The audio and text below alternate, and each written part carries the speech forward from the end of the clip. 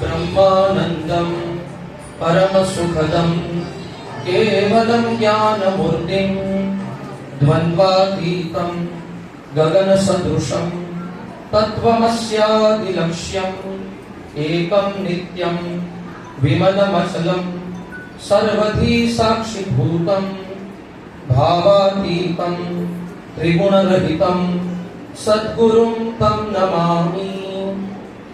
લાગણીના જળ વડે મર્દન કરું છું ને શબ્દ કાગળ પર ઘસી ચંદન કરું છું। બે ગીત બે ગઝલના પુષ્પો ચડાવી માતૃભાષા લાલ રાખીને વંદન કરું છું। સર્વ ગુરુજનોને પ્રણામ કરું છું। મંચસ્થ મહાનુભાવોને નમન કરું છું। ઘણી ક્ષણો વિદ્યાર્થી મિત્રો એવી હોય કે ત્યાં શબ્દો ફૂટે અને છતાં પણ એક પ્રયાસ કરું છું। ચેરમેન શ્રી નિકુંજભાઈ, પ્રભારી શ્રી મહાવીરભાઈ અને અમારી આખી જ યાત્રાના હમસફર અને હમદર્દ જેવા બધા જ ભાઈબંધો મિત્રો અને વાત્સલ્યમય કરુણામય એવા શિક્ષક માતાઓ અને ગુરુજનો, શ્વાસમાં સાહસ, હૈયામાં હિંમત, આત્મવિશ્વાસનું ચાર્જર, બહાદુરીનું બેંક બેલેન્સ, અભયનું ઇન્જેક્શન અને વીરતાનું બખ્તર પહેરીને જેઓ ભારતના ભવિષ્ય ને ઘડશે એવા આપ સૌ વિદ્યાર્થીઓ। બહુ નાજુક ક્ષણ છે, શું બોલવું। આમ અહીંયા આવીએ ને ત્યારે આમ ભૂતકાળમાં અમે બધા આમ સરી પડીએ કે સ્કૂલે આવતા, ક્રિકેટ રમતા, ધમાચકડી બોલાવતા અને ત્યારે સહજ રીતે એક કવિની પંક્તિ યાદ આવે કે ये दौलत भी ले लो, ये शोहरत भी ले लो, भले छीन लो मुझसे मेरी जवानी, मगर मुझको लौटा दो वो बचपन का सावन, वो कागज की किस्ती, वो बारिश का पानी, वो कागज की किस्ती, वो बारिश का पानी। બધાએ વેશ બંધેલી ફરી બાળક બની જઈએ। મજા તો છે ને, આ મોટા થાય ને એટલે બહુ ઓછા એવા વ્યક્તિત્વ હોય છે કે જે સંવેદના સભર હોય છે। બાકી જેમ જેમ મોટા આવે એમ સમાજમાં કપટ પણ આવતા હોય, પણ આ શાળાએ અને ગુરુજનોએ અમને ઘણું આપ્યું છે એમાંથી કે મોટા થઈએ પણ એ મોટા થતા સાથે સાથે અંદરનો બાળક છે ને એ બાળક જીવન રહે। અને એટલા માટે જ આ જગતમાં બધું જ હોય પણ યોજક તત્ર દુર્લભ એવો પાથ ફાઇન્ડર વ્યક્તિત્વ મળી જાય, યોગ્ય પ્રેરણા આપે। અમને બધાને જે ભેગા કરનાર છે એવા ભરતભાઈ, બિરજુભાઈ, કરણભાઈ અને બધા જ ભાઈબંધો માટે એકવાર જોરદાર તાળી થવી જોઈએ।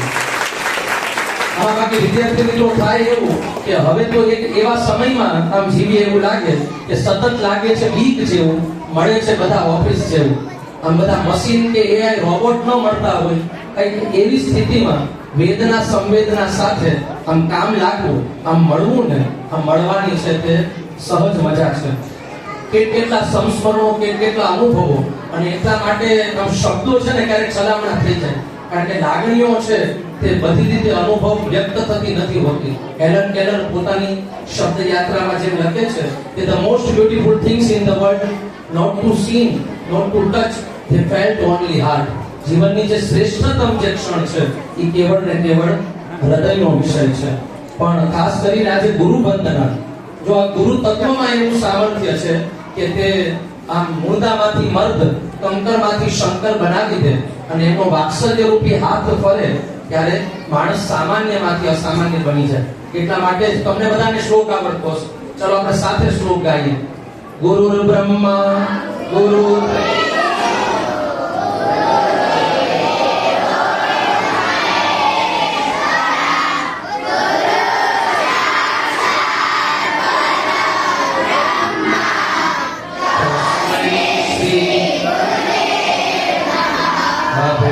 જોરદાર તાળી તમારા માટે છે।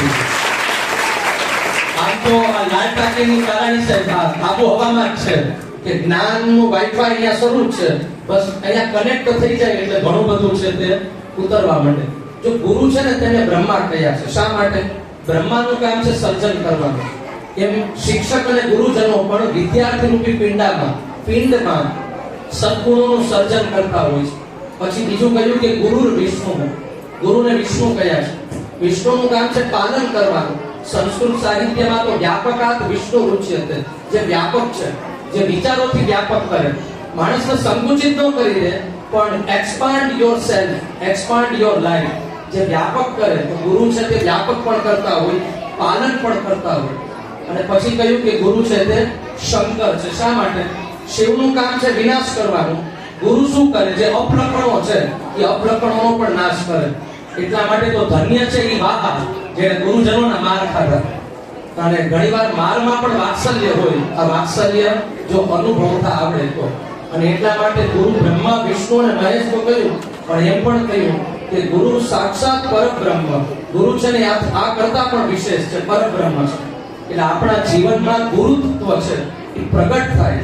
અને તમે જ્યારે ભણો છો, ભાગ્યશાળી છો કે હજી પણ ધારાબેન, રણજીતભાઈ, રાજેશભાઈ, પ્રીતિબેન, આવા ઘણા બધા શિક્ષકો છે, એવા સંવેદનશીલ શિક્ષકો છે. અને વાલીઓને પણ વિનંતી કે તમે બહુ ભાગ્યશાળી છો કે તમે એક રાઈટ ડિસિઝન લીધો છે. આ લાલ ટાંકીની શાળામાં તમારા દીકરાને કે દીકરીને તમે બેસાડ્યા છે. જો જીવનમાં કિંમત છે જ્ઞાનની, એક નાનું એવું ઉદાહરણ આપી મારી વાતને પૂરી કરીશ. એક બહુ મોટું જહાજ અને તે અલંગમાં આવેલું. આ અલંગ પાસે જહાજ આવ્યું અને જહાજ કોટવાઈ ગયું. હવે જહાજ હતું કરોડો રૂપિયાનું અને એનો માલિક હતો, એને શ્રેષ્ઠ જે એન્જિનિયર્સ છે એમને બોલાવ્યા. બધા આમ જહાજનું નિરીક્ષણ કરે પણ પકડાય નહીં. કેમ બંધ થઈ ગયું? એનું તારણ છે, તે તારણ નીકળે નહીં. અને હવે જો જહાજ એક દિવસમાં શરૂ નહીં થાય તો કરોડો રૂપિયાની, કારણ કે બેંકમાં લોન લીધેલી હોય અને કરોડો રૂપિયાની ખોટ જવાની હતી. એટલે મોટા મોટા કહેવાય કે જે એજ્યુકેટેડ પર્સન, એવા મોટા મોટા એન્જિનિયર્સ આવ્યા પણ એનાથી શરૂ ન થયું. હવે એક લગર વગર, આમ જેને જોવો પણ ન ગમે, કઈ કોઈ ભણેલો પણ નહીં હોય એવો એક વ્યક્તિ છે તે આવે છે. અને તે કહે છે કે હું જહાજ શરૂ કરી દઉં. ઓલા જહાજના માલિકને તો આ જોતું હોય એટલે 15 મિનિટ સુધી ઓબ્ઝર્વેશન, એક નિરીક્ષણ કરે છે. અને પછી બે માણસને બોલાવે છે અને મહાવીર સાહેબ એવું કહે છે કે તમે અહીંયા હથોડો મારો. બે હથોડો લાગે છે અને જહાજ શરૂ થઈ જાય છે. બધા આમ રાજી થઈ જાય. અને હવે પછી બિલ બનાવવાનું કહે છે કે તમારો ચાર્જ શું? એટલે ઓલા ભાઈ છે ને જે લગર વગર લાગતા હતા, તે 1 કરોડ રૂપિયાનું બિલ બનાવે છે. એટલે ઓલું મકાન માલિક તો એની આમ આંખ મોડી થઈ જાય કે બે હથોડા મારવાના, કરોડ રૂપિયા થોડેક હોય. પણ ત્યારે ઓલા ભાઈ બિલની નીચે એક સરસ મજાની વાત લખે છે, હેશટેગમાં વાત લખે છે કે હથોડો મારવાની કિંમત 1 રૂપિયો અને હથોડો ક્યાં મારવો એની કિંમત 99,99,999 રૂપિયા. જો જ્ઞાન આપણને શું કરે છે? એ હથોડો ક્યાં મારવો, જીવનમાં કેવી રીતે આગળ વધવું, ગ્રો અપ વધવું, તે આપણને શીખવાડે છે. આ ગુરુજનો આપણને શીખવાડે છે. સ્વામી વિવેકાનંદજી જેમ કહેતા, we want that education by which character is formed, strength of mind is increased, intellect is expanded, by which who can stand on our feet. English બોલ્યો એટલે સાંભળવાની મજા આવી, પણ આમાં વાત એ જ કે છે કે હૃદયનો વિસ્તાર કરે, બુદ્ધિનો વિકાસ કરે અને વ્યક્તિને પોતાના પગ ઉપર ખડો કરી શકે. આ બધા પણ મિત્રો છે ને, ભરતભાઈથી લઈને, એ પોતાના પગ ઉપર ખડા થયા છે, આગળ વધ્યા. એ તો શ્રેષ્ઠતા છે, પણ સાથે સાથે એના ભૂતકાળને, ભવ્ય ભૂતકાળને ભૂલ્યા નથી, આ શાળાને ભૂલ્યા નથી. અને વ્યક્તિ ગમે તેટલો આગળ વધે પણ માતૃભાષા, માતૃ સંસ્થા, માતાનું ક્યારેય ઋણ છે ને ચૂકવી ન શકે. અમે આ શાળાનું, આ બધા જ ગુરુજનોનું ઋણ ક્યારેય ચૂકવી જ નથી શકવાના. એટલે બધાને વતી જ્યારે આપણે ઋણ ન ચૂકવી શકીએ ત્યારે શું કરવાનું હોય? ત્યારે પ્રણામ કરવાના હોય, નમસ્કાર કરવાનો હોય. તો બધા વતી નમસ્કાર કરું છું અને ખૂબ ખૂબ આભાર. આવી સરસ મજાનો